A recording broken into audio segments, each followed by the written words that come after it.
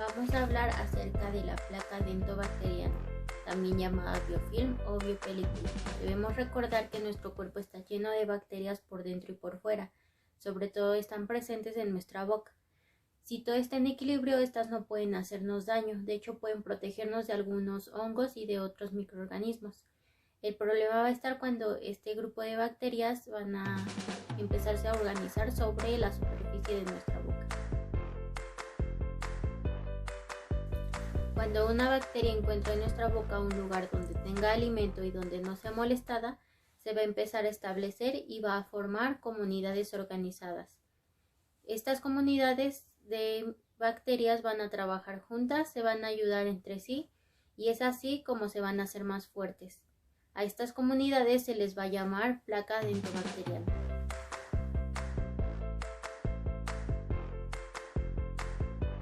Es importante que nosotros conozcamos cómo es que se forma esta placa dentobacteriana en nuestra boca. Para eso son necesarias 3 etapas o 3 fases. La primera va a ser la formación de película adquirida, la cual va a ser una pequeña capa transparente que se va a formar alrededor de nuestros dientes. Esta se va a formar inmediatamente después del cepillado gracias a la saliva y va a ayudar a nuestros dientes a que se lubriquen, a protegerlos de algunos alimentos ácidos y de algunas acciones que pudieran generar que nuestros dientes se desgasten. También esta capa va a facilitar a las bacterias a que se unan a nuestros dientes y es aquí cuando va a comenzar la segunda etapa, que es la colonización de bacterias. En esta etapa las bacterias se van a empezar a adherir y se van a quedar principalmente en zonas donde no sea más difícil removerlas. Hasta ahora este es un proceso normal, va a ser inevitable que pase. Pero si nosotros no removemos estas bacterias y seguimos dejando que se unan más, estas van a generar desechos, los cuales van a atraer a otro tipo de bacterias. Aquí va a iniciar la tercera etapa, que es la maduración de la placa dentobacteriana. Como ya dije, van a atraer a otro tipo de bacterias. Estas bacterias ya van a ser las que ayudan a la formación de sarro, las que inflaman las encías y provocan algunas otras enfermedades de la encía y de los dientes. La boca es un ecosistema en donde habitan virus, bacterias, hongos y protozoos, cada una de estas con características diferentes que le permiten adaptarse y vivir en la cavidad bucal, así como formar parte de la biopelícula.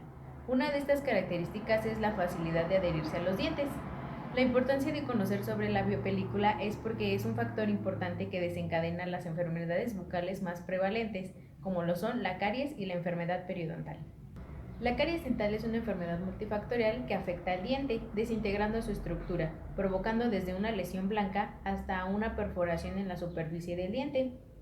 Pero no solo los microorganismos presentes en la biopelícula afectan directamente para provocar la caries, sino que hay otros factores importantes que también intervienen en el desarrollo de esta, como lo son la estructura del diente o su posición, la saliva, la alimentación y la frecuencia con que consuman algunos alimentos. Ahora hablaremos de cómo estos microorganismos presentes en la biopelícula intervienen para el desarrollo de la caries dental y la enfermedad periodontal.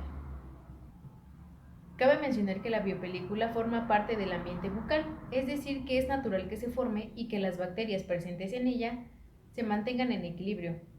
Pero lo preocupante es cuando este equilibrio se pierde debido a que las bacterias productoras de caries, presentes desde un inicio en la cavidad bucal, aumentan su número debido a un cambio en su ambiente, como por ejemplo en la alimentación. El consumo de azúcares presentes en los alimentos puede provocar este desequilibrio.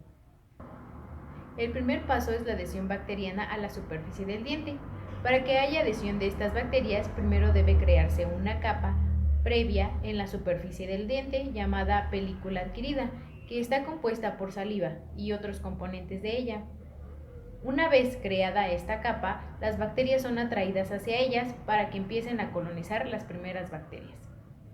Una vez adheridas estas primeras bacterias, empezarán a producir sustancias para ayudar a otras bacterias a unirse a ellas y crear una colonia más grande y variable en diferentes sitios del diente. Por ejemplo, el Streptococcus mutans es uno de los colonizadores primarios y una vez que coloniza el diente, aprovecha el azúcar que consumimos en los alimentos para obtener energía. A su vez, produce ácido, lo cual hace que el ambiente sea ácido y éste pueda subsistir en él. También genera otras sustancias que ayudan a otras bacterias, como a los lactobacillus, a adherirse, y es así como las bacterias productoras de caries aumentan en número y pueden provocar un desequilibrio. Entonces, cuando el ambiente de las superficies dentales es cada vez más ácido debido a la presencia de estas bacterias, la saliva tiene que intervenir y ayudar a controlar esta acidez en el ambiente. Desafortunadamente, no en todos los casos puede hacerlo sola, así que tendrá que recibir ayuda del diente mismo, es decir, que el diente ofrecerá a la saliva algunos de los elementos de su composición para poder así controlar la acidez en el ambiente. Al hacer esto, el diente queda debilitado y es por eso que se inicia una lesión de caries.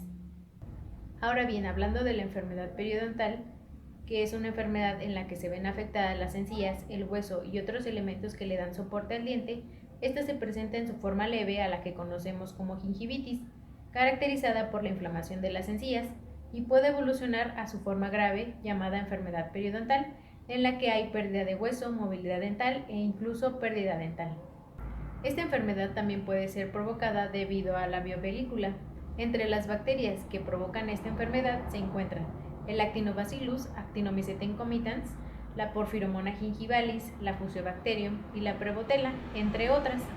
Estas bacterias se adhieren por debajo de la encía y la encía, como mecanismo de defensa, se inflama, provocando un cambio en la coloración, en el contorno y en la consistencia de la encía, lo que provocará que en un futuro sangren con facilidad. Si la inflamación continúa, la encía interna que rodea al diente empezará a desplazarse, formando espacio entre encía y diente, lo que conocemos como bolsas periodontales.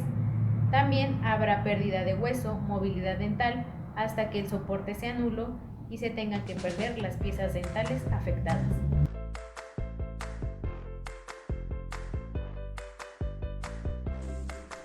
Ahora, vamos a hablar sobre los reveladores de biopelícula o de placa dentobacteriana. Dado que la placa dental no puede ser observada a simple vista, se ha recomendado la utilización de ciertos agentes reveladores que van a ser aquellos colorantes alimentarios o vitales, es decir, aquellos colorantes que van a teñir los alimentos o los microorganismos que se han quedado alojados en nuestra boca y que son utilizados también para ver aquellos depósitos no calcificados, es decir, aquella placa dentobacteriana que aún no ha sido endurecida y que aún no se convierte en sarro. Ahora, ¿cómo aplicamos estos colorantes o estos reveladores?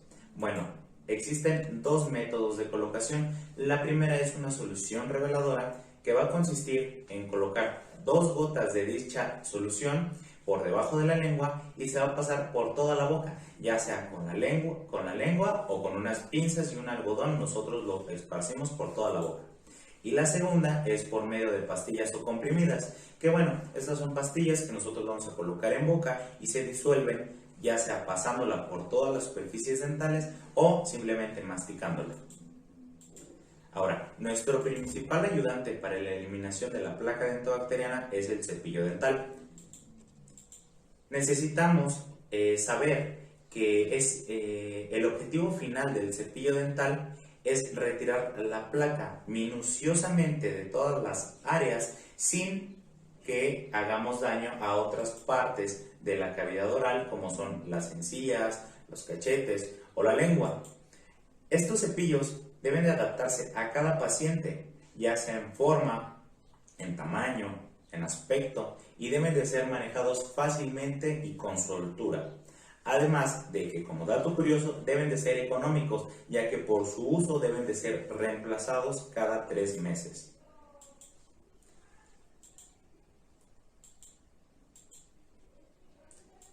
Ahora, algo que va directamente de la mano con el cepillado dental es el tipo de cepillado dental que nosotros tenemos que realizar para una correcta eliminación de placa. El tipo que cada uno de nosotros requeriramos debe de ser otorgado por el odontólogo tratante, ya que no a todos los pacientes les sirve la misma cosa, así como no a todos los pacientes les sirve el mismo cepillo. Ahora, hablando de los movimientos, tenemos 4 principales. El principal es el horizontal, que bueno, en este tipo de movimiento el cepillo se va a mover de atrás hacia adelante junto con todas sus cerdas. El segundo es el sentido vertical o de barrida, que este es uno de los movimientos más utilizados y consiste en realizar movimientos de arriba hacia abajo como si se tratara de barrer todos aquellos microorganismos o comida que se han quedado en boca. El tercero es uno muy parecido al primero, que es el vibratorio. Este, como les comento, es bastante parecido al primero, al horizontal, ya que consiste en realizar movimientos igual de adelante hacia atrás, pero la diferencia es que este no va a mover las cerdas de su lugar y, como de su nombre lo dice, va a ser de vibrar el cepillo. Este tipo de movimientos nos va a ayudar a eliminar la placa por medio de la capilaridad que entre sus cerdas existe. Y el último es el de movimientos circulares, que consiste en realizar, como su nombre lo dice, movimientos circulares por todas las caras de los dientes y así eliminar la placa. Como ya le había comentado, cada tipo de movimiento debe de ser otorgado por el odontólogo tratante. Y pues bueno, no debemos de olvidarnos nunca de que debemos cepillarnos nuestros dientes. Gracias.